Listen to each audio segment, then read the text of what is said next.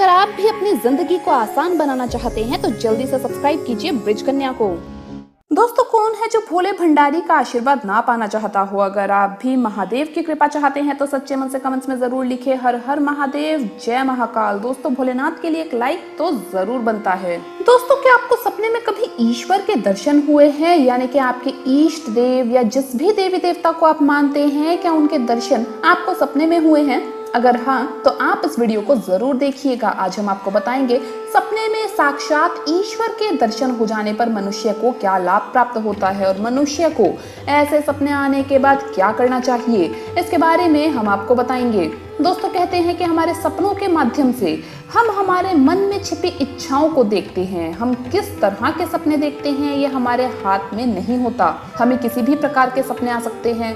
कभी कभार हमारे सपने बिल्कुल ही निरर्थक होते हैं तो कभी कभी हमारे सपनों में ईश्वरीय संदेश का संकेत छुपा होता है। हमारे प्राचीन ग्रंथों और पुराणों में भी सपनों को महत्वपूर्ण माना गया है और सपनों में अलग अलग चीजें देखने का भी अलग अलग अर्थ बताया गया है। ऋग्वेद और अथर्ववेद में भी सपने देखने और उनका हमारे जीवन पर क्या प्रभाव पड़ता है इसका पूरा अध्याय है। इस काल में सपनों को एक ओर जहां भ्रम तथा माया माना जाता है, दूसरी ओर सपनों को ईश्वर की ओर से भविष्य काल में घटित होने वाली घटनाओं की पूर्व सूचना मानी जाती है। हम अक्सर संकट के समय ही ईश्वर को याद करते हैं और मंदिर घूमते हैं। मंदिरों में ईश्वर के दर्शन तो आसानी से हो जाते हैं, लेकिन फिर भी इंसान की यही कामना होती है कि काश कभी ईश्वर के साक्षात दर्शन हो जाएं, जो कि बहुत ही मुश्किल काम है। आपने अक्सर ये अनुभव किया होगा कि हमारे सपनों में घर, पेड़ पौधे, इंसान, पशु पक्षी, हमारे बुजुर्ग और यहाँ तक कि मंदिरों के भी दर्शन हो जाते हैं, लेकिन मंदिर में विराजमान ईश्वर के दर्शन नहीं हो पाते। सपने में हम मंदिर देखते हैं, उससे जुड़ी अनेक वस्तुओं को भी देखते हैं। मंदिर में कई प्रकार के लोगों को देखते हैं, यहाँ तक कि पूजा पाठ, मंत्र उच्चारण और आरती भी दिखाई देती है, लेकिन हमें ईश्वर ही दिखाई नहीं देते, क्योंकि ईश्वर को देख पाना इतना भी आसान नहीं है। सच्ची श्रद्धा और भक्ति से ईश्वर प्रसन्न तो हो जाते हैं, लेकिन दर्शन नहीं देते।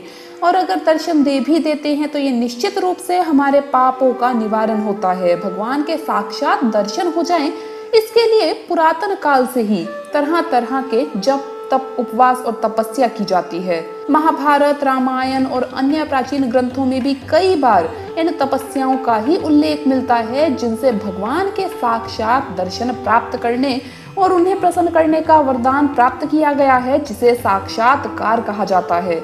लेकिन ये सारी तपस्याएं कोई सामान्य तपस्या नहीं होती, जिन्हें कोई भी सामान्य व्यक्ति कर सकता हो, बल्कि वर्षों तक चलने वाली कठोर तपस्या होती है, जिन्हें हर कोई नहीं कर सकता।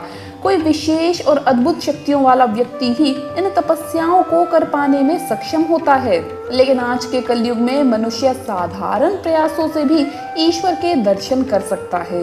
ईश्वर हमारे सपनों में आए और हमें साक्षात दर्शन दे, ये हम सभी की इच्छा होती है, लेकिन ये केवल पुण्यवान लोगों के लिए ही संभव है। ऐसा होना इतना भी आसान नहीं होता। इस कलयुग में भगवान के साक्षात दर्शन हो जाएं, ये संभव है। इसके लिए आपको नित्य ब्रह्म मुहूर्त पर जागकर ईश्वर का ध्यान करना चाहिए, ईश्वर के स्वरूप की कल्पना करनी चाहिए।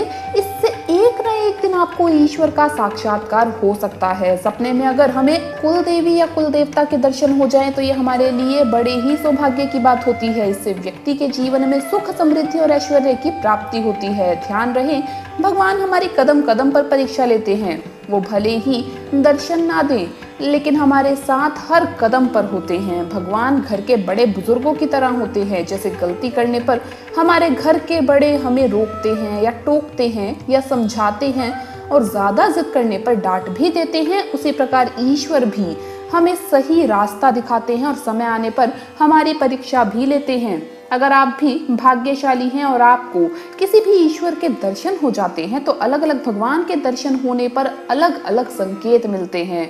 कई दिनों से चल रही आपकी समस्याओं का समाधान भी ईश्वर के दर्शन करने से हो जाता है। जैसे कि अगर आपको सपने में माता लक्ष्मी जी और विष्णु जी में से कोई एक दिखाई दे तो निश्चित ही आपको धन लाभ होगा, और अगर दोनों साथ में दिखाई दें तो आपके वैवाहिक जीवन से संबंधित कोई अच्छी घटना जरूर घटित हो सकती है।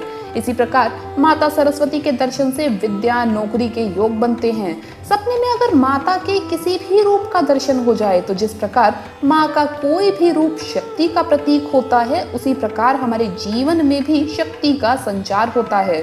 अगर व्यक्ति को सपने में भगवान श्री कृष्ण के दर्शन हो जाए तो वो व्यक्ति जीवन में अवश्य उन्नति करता है, वो संसार में मान सम्मान और कीर्ति पाता है। अगर हनुमान जी के दर्शन हो जाए तो व्यक्ति शत्रुओं पर विजय पाता है, और देवों के देव महादेव के दर्शन हो जाए तो व्यक्ति सभी प्रकार के रोगों से मुक्त हो जाता है। तो दोस्तों, क्या आपको भी सपने में देवी देवताओं के दर्शन होते हैं? तो कमेंट करके जरूर बताइएगा। दोस्तों, आपको वीडियो कैसा लगा हमें जरूर बताइए कमेंट्स में। इस वीडियो को लाइक कीजिए, अपने दोस्तों के साथ शेयर कीजिए और हमें सब्सक्राइब करना ना भूलिएगा। तो दोस्तों, धन्यवाद। फिर मिलेंगे एक नई वीडियो के साथ। हर हर महादेव, जय महाकाल।